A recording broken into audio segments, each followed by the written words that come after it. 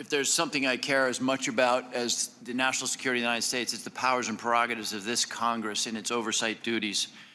So I want to spend a minute or so on yesterday's testimony in front of the Senate and direct these questions in particular to Director Patel and Director Gabbard.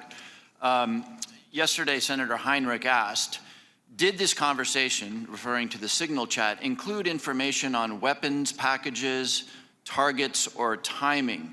Director Patel, you said not that I'm aware of. Director Gabbard, you said same answer. This morning we learned that the signal chat included the following update, forward-looking update from the Secretary of Defense. Time now, 11:44 Eastern Time. Weather is favorable. Just confirmed with CENTCOM. We are go for mission launch. 12:15 Eastern Time. F-18 launch. First strike package. 13:45 trigger-based F-18 first strike window starts. Target terrorist is at his known location, so should be on time. Also, strike drones launch. MQ-9s. 14:10 more F-18s launch. Second strike package. Do either of the directors want to reflect on their testimony yesterday in the context of what I just read?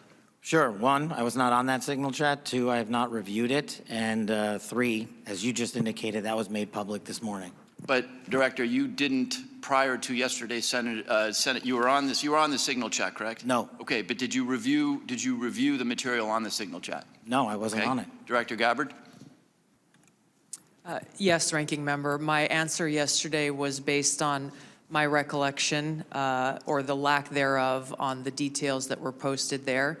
I was not, and what was shared today reflects the fact that I was not directly involved with that part of the signal chat, and replied at the end reflecting the effects, the very brief effects that the National Security Advisor had shared. So it's your testimony that less than 2 weeks ago, you were on a signal chat that had all of this information about F-18s and MQ-9 Reapers and targets on strike, and you in that 2-week period simply forgot that that was there. That's your testimony?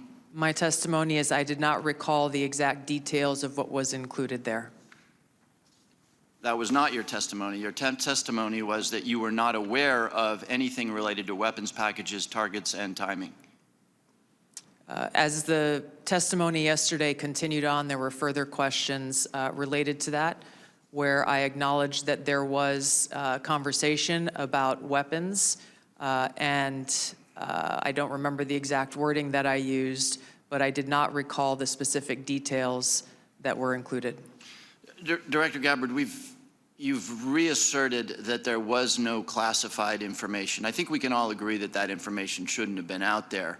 But let me ask you this. Are you familiar with the ODNI's classification guidance? I'm familiar with it. I've actually got a copy right here. If I read you a part of that guidance, I wonder if you could tell me what the level of classification indicated is. I'm reading from your classification guidance. And the criteria is information providing indication or advance warning that the U.S. or its allies are preparing an attack. Do you recall what your own guidance would suggest that be classified? I don't have the specifics in front of me, but it would point to what was shared would fall under the DoD's classification system and the Secretary of Defense's authority. So let me help you, because there's a very clear answer. And what is not. I guess you don't have it, but information providing, this is the ODNI guidance, information providing indication or advance warning that the U.S. or its allies are preparing an attack should be classified as top secret. Do you disagree with that? I don't disagree with that. I just point out that the DoD classification guidance is separate from the ODNI's classification guidance. Do you think it would be materially different? Ultimately, the Secretary of Defense holds the authority to classify or declassify. Do you think it's likely that DoD guidance is materially different from what I just read? I haven't reviewed the DoD guidance, so I can't comment.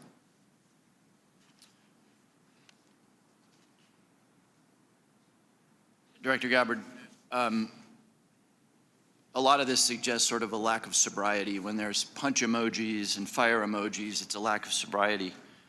I don't mean that literally. But I have one last question for you, because I think people really listen to what you have to say. You, on March 15th, as DNI, retweeted a post from Ian Miles Chong, who is listed on RT, that's Russia Today's website, as, quote, a political and cultural commentator who has contributed content to RT since at least 2022.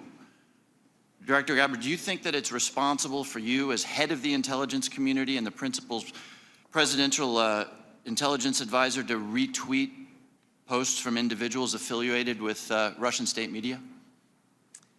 That retweet came from my personal account, and I would have to go back to look at the substance of the tweet. Can I, just so that we don't have a lack of confusion amongst our allies and enemies and us, can I act perhaps that you not think that you should be saying one thing on your personal account than you say officially? I maintain my First Amendment rights to be able to express my own personal views on different issues.